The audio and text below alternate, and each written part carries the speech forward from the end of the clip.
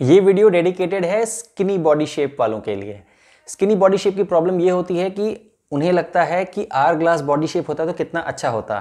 ध्यान ये रखिए कि it's all about the marketing world. लोगों को इस तरीके से प्रोजेक्ट किया जाता है कि जैसे कि आर ग्लास बॉडी शेप ही बेस्ट होता है, आइडियल होता है फैशन वर्ल्ड के हिसाब से। तो ये वीडियो में हम ऐसे टिप्स के बारे में बात करेंगे जिसमें कि अगर आप स्किनी शेप वाली ब्राइड हैं तो कैसे आप इन टिप्स को अपना करके अपने आप को ऐसा प्रोजेक्ट कर सकती हैं जो और ज़्यादा एक्सेप्टेबल लगे और ज़्यादा गॉर्जियस लगे। लेकिन अगर आप उनमें से हैं जिनको लगता है कि you do not believe in all these body shapes and all and you do not care, then you are right. आपका स्माइल और आपका कॉन्फिडेंस आपका बिगेस्ट एसेट है। You need not watch this video any further. But अगर आपको लगता है कि कुछ टिप्स ऐसी भी हो सकती हैं जिनको अपना करके आप और ज़्यादा गॉर्जियस लग सकती हैं अपने बहुत बहुत बहुत स्पेशल दिन, तो ये वीडियो आपके लिए है। इस वीडियो में हम 6 ज्वेलरी टिप्स की बात करेंगे और 10 ड्रेसिंग टिप्स की बात करेंगे जो आपके लिए बहुत ज़्यादा काम के साबित हो सकते हैं। तो चलिए शुरू करते हैं अपना ये वीडियो।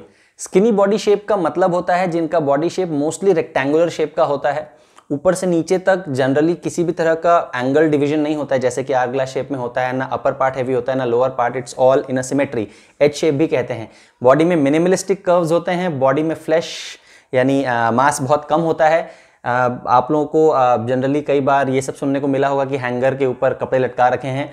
मैं ये सब सिर्फ आपको समझाने के लिए बता रहा हूँ कि मैं जब कह रहा हूँ एक्स्ट्रा स्किनी तो मेरा मतलब क्या है। हाय, आप सभी खूबसूरत दोस्तों को मेरा नमस्ते। मैं हूं सौमित्रा, आपका jewellery expert from Dazzles fashion and costume jewellery.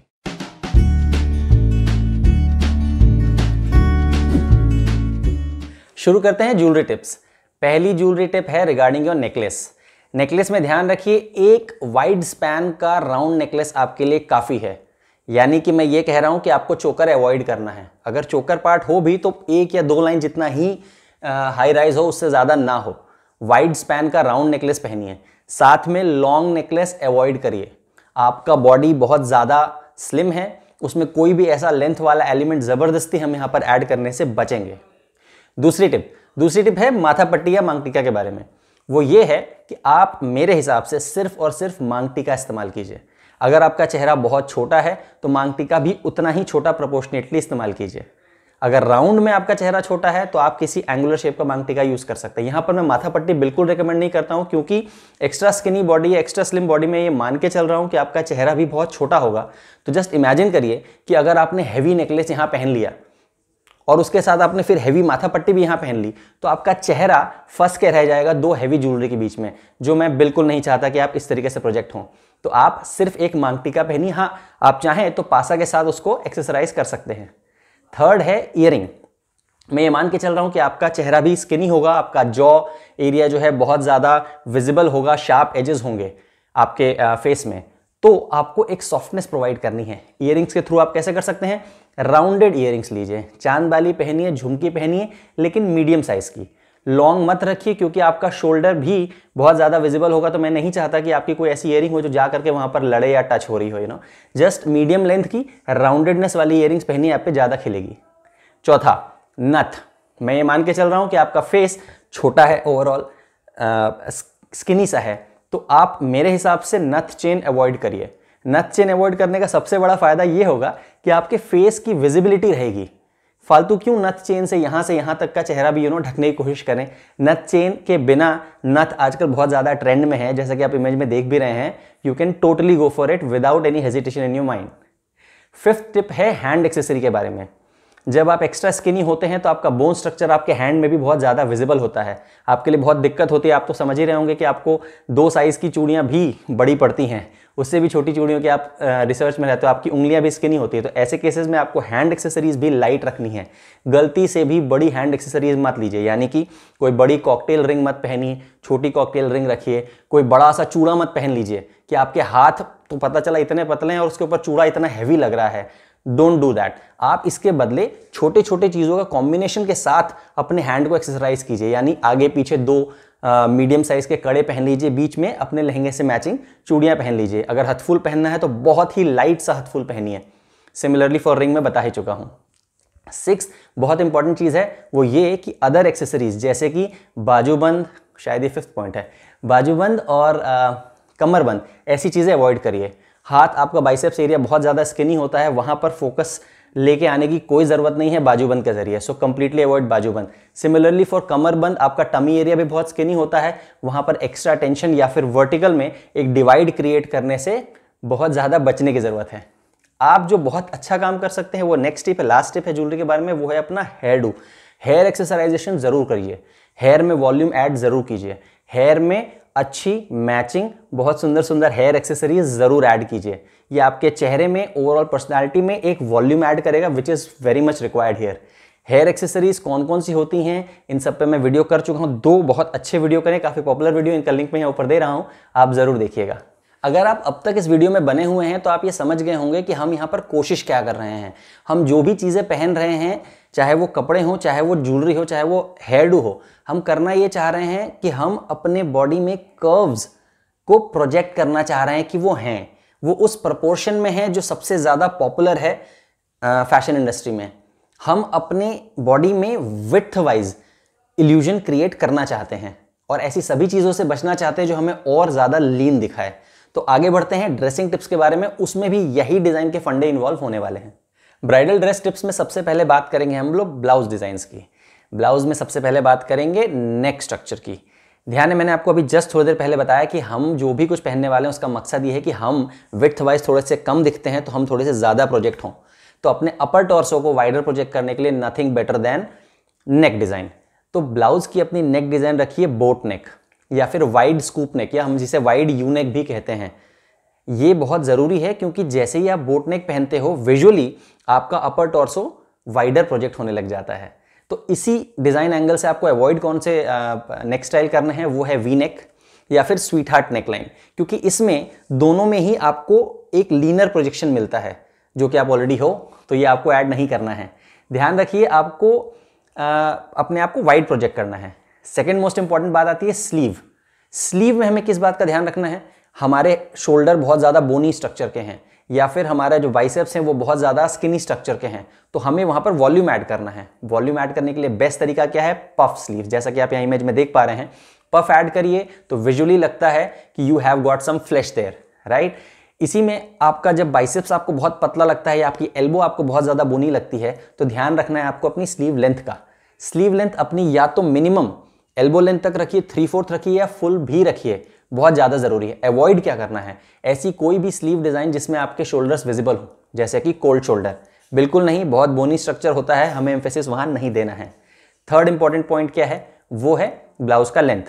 Blouse में जो पेप्लम टॉप्स आते हैं वो बहुत एक्सेप्टेबल है यहाँ पे, क्यों, क्योंकि वो आपको एक ओवरऑल इस तरीके का शेप देता है, नीचे की तरफ फ्लेयर आ जाता है, बीच में नैरो होता है, this is very much acceptable. या फिर आप ऐसे ब्लाउज ले सकते हैं जो कि आपके लहंगे के साथ अटैच्ड होते हैं, क्योंकि आपका टमी एरिया बहुत ज़्यादा नैरो होता है, तो आपको ये टेंशन होती है कि आपका टमी विजिबल होगा। इस तरीके से अगर आप करेंगे तो आपका ये टेंशन खत्म हो जाएगा। आप इसी में इंडो वेस्टर्न जो सिल्वर्स होते हैं वो भी एक्सप्लोर कर सकते हैं, क्योंकि उसमें अक्सर ब्लाउज आपके लहंगे के साथ कनेक्टेड होते हैं। नेक्स्ट आता है आपका फिट। फिट आपको ओवरऑल अपने ब्लाउज का हल्का सा लूज ही रखना है। ध्यान रखिए, कहीं पर भी आपका ब्लाउज टाइट नहीं होना चाहिए, ना आपके बाइसेप्स के पास, ना आपके बस्ट पे या जहाँ उसके नीचे जहाँ वो खत्म हो रहा है, क्योंकि जैसे ही आपने टाइट रखा अपने मसल्स पे, तुरंत एम्फेसिस वहीं जाएगा और वो आपको कतई नहीं चाहिए। फिफ्थ पॉइंट, इंपॉर्टेंट पॉइंट ये है कि आपको अपने ब्लाउज में ऐसा कोई भी डिज़ाइन अवॉइड करना है जो वर्टिकल लाइन प्रोवाइड करे, जैसे कि स्लिट्स या कोई स्पेसिफिक डिज़ाइन, क्योंकि आप हॉरिजॉन्टली इतने हैं मान लीजिए, अगर आपने उसमें वर्टिकल डिविजन डाल दिए, भले वो डिज़ाइन के हों, स्लिट के हों, स्टिचिंग लाइन्स हो, कुछ भी हो, उससे आप इतने से विजुअली इतने इतने इतने दिखना शुरू कर दोगे, जो कि आप बिल्कुल नहीं चाहते। तो ब्लाउज डिज़ाइन में इस बात का ज़रूर ध्यान रखिए। सिक्स्थ इंपॉर्टेंट पॉइंट है फैब्रिक। फैब्रिक आप कौन सा सिलेक्ट करते हो ये बहुत इंपॉर्टेंट है। याद है, मैंने आपको बताया था कि आपको अपनी पर्सनालिटी में विड्थ ऐड करना है और वो कर्व्स जो कि नहीं हैं उनका प्रोजेक्शन ऐड करना है। तो अपर पार्ट की तो बात कर ली हमने, अब लोअर पार्ट में आपको एक फ्लेयर ऐड करना है जो कि आपके वेस्ट से इस तरीके से जाए, जैसा कि आवर-ग्लास शेप में होता है। उसके लिए आपको स्टिफ फैब्रिक सिलेक्ट करने पड़ेंगे।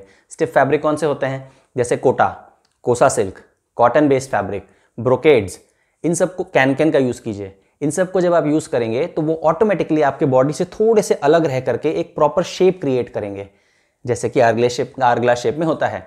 अवॉइड कौन से करने हैं, ऐसे कोई भी फैब्रिक जो कि क्लिंगी हो, यानी आपके शरीर से चिपक करके फॉल करें, जैसे कि क्रेप बेस्ड, जैसे कि जॉर्जेट, जैसे कि शिफॉन, ये आपको कंप्लीटली अवॉइड करना है, तो ध्यान रखिएगा। 7th पॉइंट है जो आपको ध्यान रखना है वो है प्रिंट, एम्ब्रॉयडरी और अपने बॉर्डर के बारे में। जो भी आपके लहंगे का पार्ट हो, आप यहाँ पर बड़े प्रिंट्स, बड़े मोटिव्स, बड़े एम्ब्रॉयडरी, बड़े बॉर्डर अफोर्ड कर सकते हैं और इनफैक्ट बहुत अच्छा लगेगा, क्योंकि जितने बड़े प्रिंट्स या जितने बड़े एम्ब्रॉयडरी के मोटिव्स होंगे उतना ज़्यादा वो वाइडर यानी हॉरिजॉन्टली जगह लेगा, जो ओवरऑल आपके वाइडर प्रोजेक्शन में आपकी हेल्प करेगा।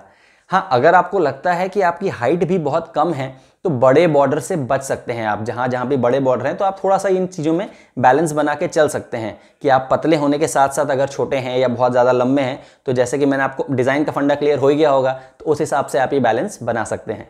नेक्स्ट है आपका लहंगे के फिट के बारे में। लहंगे का फिट आप जब अपने वेस्ट पे सेट करते हैं तो जो आपका नैरोएस्ट पार्ट है वहाँ सेट कीजिए। आपको ये शेप बनाना है, अपने ओवरऑल बॉडी में प्रोजेक्शन देना है, तो नैरोएस्ट पार्ट पे जब उसकी वेस्ट को रखेंगे, एक काम तो ये हो गया। सेकंड काम ये है कि उसमें नीचे घेर होना चाहिए। घेर होना बहुत ज़रूरी है, घेर नहीं होगा तो वो शेप नहीं आ पाएगा। लहंगे की ओवरऑल डिज़ाइन के बारे में बात करें तो जिसमें भी ए लाइन शेप बन रहा है दैट इज़ थम्स अप। अगर आप नीचे घेर बस बड़ा रखे हैं तो that is okay. Fish tail वाला जो है, जो आपका क्लिंगी बॉडी आता है, वो आपको बिल्कुल अवॉइड करना है। यहाँ पर एक और स्टाइल लहंगे का डिज़ाइन स्टाइल जो बहुत अच्छा लगता है वो होता है जैकेट स्टाइल। इसमें सबसे अच्छी बात ये होती है कि शोल्डर का शेप अपने आप बहुत प्रॉपर आता है, और चूंकि ये ऊपर से नीचे तक आपको कवर करके रखता है तो ये ऑटोमेटिकली इस शेप को लेकर के आ जाता है, तो आपकी बहुत सारी समस्याएं तो वैसे ही खत्म हो जाती हैं। इन चीज़ों को ध्यान रखते वक्त ये भी ध्यान रखिए कि कहीं आप बहुत ज़्यादा वर्टिकल डिज़ाइन में ना चले जाएं। आप बहुत ज़्यादा लीन हैं, आप कोशिश कर रहे हैं अपने आप को चौड़ा प्रोजेक्ट करने की, तो बहुत ज़्यादा लीनियर डिज़ाइंस मत लीजिए। हॉरिजॉन्टल डिज़ाइंस में आप यहाँ प्ले कर सकते हैं। लास्ट टिप है हमारी दुपट्टे के बारे में। दुपट्टे की ड्रेपिंग देखिए, आपकी बॉडी लीनर है तो आप किसी भी तरीके का ले सकते हैं। अगर आपको लगता है कि आपने लहंगा चोली पहनने के बाद आपका टमी एरिया अभी भी विजिबल है और वो आप थोड़े से कॉन्शियस है उसको लेकर के, तो आप अपने दुपट्टे का ड्रेप फ्रंट से ऐसे लेकर के जा सकते हैं। शेयर फैब्रिक, नेट फैब्रिक का भी रख सकते हैं, जिससे कि वो हल्का सा वो दिखाने और छुपाने वाला मतलब प्ले आप वहाँ पर कर सकें। अगर आपको लगता है कि नहीं, आपका टमी एरिया में इतनी कोई कॉन्शियस होने वाली बात नहीं है, तो आप पीछे से भी अपना दुपट्टा ले सकते हैं। वन साइड आगे, वन साइड पीछे ले सकते हैं, या फिर बहुत सिंपली सिर्फ और सिर्फ आप अपने, अगर आपने ब्लाउज का स्लीव लेंथ बहुत ज़्यादा लंबा नहीं रखा है तो आप खाली अपने हैंड की तरफ भी उस दुपट्टे को ड्रेप कर सकते हैं। तो ये थे मेरे एक्सपीरियंस के हिसाब से वो सारे टिप्स जो अगर आप बहुत ही एक्स्ट्रा स्किनी या फिर लीन या फिर बहुत ज़्यादा स्लिम ब्राइड हैं और आपकी शादी होने वाली, तो इन टिप्स को ज़रूर ध्यान रखिए। आप बहुत ज़्यादा गॉर्जियस लगेंगे, जितना आप लगना चाहते हैं उतना ही। आपको इनमें से कौन सा पॉइंट सबसे ज़्यादा अच्छा लगा वो मुझे नीचे कमेंट सेक्शन में बता सकते हैं। एज यूजुअल पहले आप हमारे चैनल को सब्सक्राइब कर लीजिए। सब्सक्राइब करने के कई फायदे हैं। सब्सक्राइब करने के बाद आप मुझसे नीचे कमेंट में जितने भी सवाल पूछेंगे, चाहे वो मेरे को आप ईमेल में भी भेज सकते हैं जो मैंने डिस्क्रिप्शन में दिया हुआ है, तो मैं उनका आपको पर्सनल लेवल पे गाइडेंस करने की कोशिश ज़रूर करता हूँ। अच्छा, अब क्या है, शादियों का सीज़न बहुत ज़ोर पर आने वाला है। अब तक थोड़ा सा एक लीन पैच चल रहा था, शादियाँ हो नहीं रही थी, तो आने वाले वीडियोज़ में हम आने वाले ट्रेंड्स क्या क्या हैं जो आप अप्रैल, मई, जून में जो आपकी शादियां होने वाली हैं उसमें क्या क्या अपना सकते हैं, नए कलेक्शंस कौन से हैं, राजपूती कलेक्शंस कौन से हैं, एंटीक कलेक्शन कौन सा है, टेम्पल ज्वेलरी कलेक्शन कौन सा है, इन सब पे हम बात करेंगे। Okay, so stay tuned. और बस मिलते हैं अगले हफ्ते with a brand new topic, may be suggested by you guys only. Okay, this is Soumitra, your jewellery expert from Dazzles Fashion and Costume Jewelry.